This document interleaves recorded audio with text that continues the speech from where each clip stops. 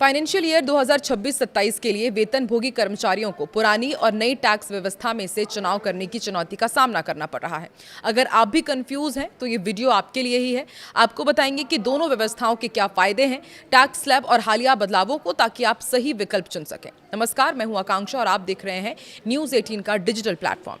Financial year 2026-27 के शुरू होते ही सैलरीड कर्मचारियों के सामने एक बार फिर पुरानी और नई व्यवस्था यानी कि old versus new tax regime में से सही विकल्प चुनने की चुनौती आ गई है। ये फैसला आपके इनकम, निवेश और टैक्स बचाने की आदतों पर निर्भर करता है। सही विकल्प चुनने से आपके टैक्स का बोझ और हर महीने मिलने वाली सैलरी पर सीधा असर पड़ता है। हालांकि इस साल आयकर स्लैब में कोई बड़ा बदलाव नहीं हुआ है, लेकिन कुछ नए अपडेट और स्पष्टीकरण के बाद ये चर्चा फिर तेज हो गई है कि कौन सा टैक्स सिस्टम ज्यादा बेहतर है। कई लोगों के लिए इस साल सही विकल्प पिछले साल से अलग भी हो सकता है। पुरानी टैक्स रिजीम के क्या फायदे हैं, सबसे पहले आपको बताते हैं। तो देखिए, ओल्ड टैक्स रिजीम में टैक्स पेयर्स को कई तरह की छूट और डिडक्शन मिलती थी, जैसे सेक्शन 80C के में निवेश, हेल्थ इंश्योरेंस, होम लोन ब्याज, HRA और LTA। लेकिन इसके बदले टैक्स दरें ज़्यादा होती थी। इसमें 2.5 लाख तक की आय पर कोई टैक्स नहीं था, 2.5 से 5 लाख तक पर 5%, 5 से 10 लाख पर 20%, 10 लाख से ऊपर पर 30% टैक्स लगता है। नई टैक्स रिजीम के क्या फायदे हैं, ये आपको बताते हैं। न्यू टैक्स रिजीम में टैक्स दरें कम हैं, लेकिन ज़्यादातर छूट और डिडक्शन हटा दिए गए हैं। इसमें 4 लाख तक के आय टैक्स फ्री है, 4 से 8 लाख पर 5%, 8 से 12 पर 10% और 12 से 16 लाख पर 15% और 16 से 20 लाख पर 20% और 20 से 24 लाख पर 25%। तो वहीं 24 लाख से ऊपर 30% टैक्स देना होता है। अगर आपकी आय सालाना 12,75,000 रुपये तक है तो नई टैक्स व्यवस्था आपके लिए फायदेमंद हो सकती है, क्योंकि इसमें स्टैंडर्ड डिडक्शन और सेक्शन 87A के तहत टैक्स शून्य हो सकता है। साथ ही जो लोग टैक्स सेविंग निवेश नहीं करते, ज़्यादा टेक होम सैलरी चाहते हैं, उनके लिए भी नया सिस्टम बेहतर है। पुरानी टैक्स रिजीम किसके लिए फायदेमंद है, ये अब आपको समझाते हैं। तो देखिए, यदि आपकी आय 4 से 5 लाख रुपए है या फिर उससे ज़्यादा डिडक्शन आप क्लेम करते हैं, जैसे कि ATC, ATD, HRA या होम लोन, तो पुरानी टैक्स व्यवस्था आपके लिए ज़्यादा लाभदायक हो सकती है। खास तौर पर मिडिल क्लास और फैमिली जिम्मेदारी वाले लोगों के लिए बेहतर विकल्प साबित हो सकती है। हाल ही में आयकर कानून में किए गए कुछ बदलाव वित्तीय वर्ष 2027 की फाइलिंग पर तुरंत असर नहीं डालेंगे। ये बदलाव जून-जुलाई 2027 में रिटर्न भरते समय लागू होंगे। वहीं बजट 2026 के तहत ITR 3, ITR 4 भरने की आखिरी तारीख बढ़ाकर 31 अगस्त कर दी गई है।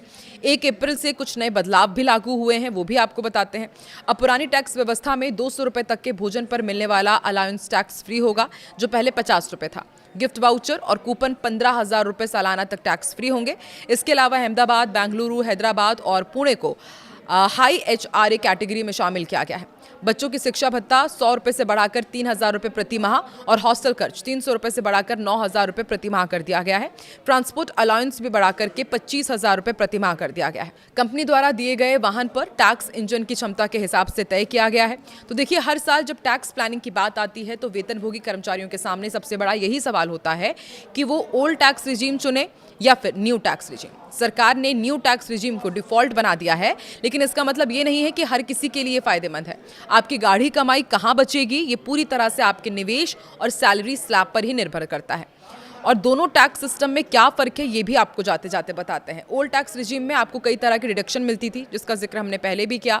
ATC, जिसमें PF, PPF, LIC वगैरह है, HRA, मेडिकल इंश्योरेंस आदि। वहीं न्यू टैक्स रिजीम में टैक्स स्लैब कम है, लेकिन ज़्यादातर छूट खत्म कर दी गई है। सैलरी के हिसाब से कौन सी रिजीम बेहतर है, आपको ये भी बताते हैं।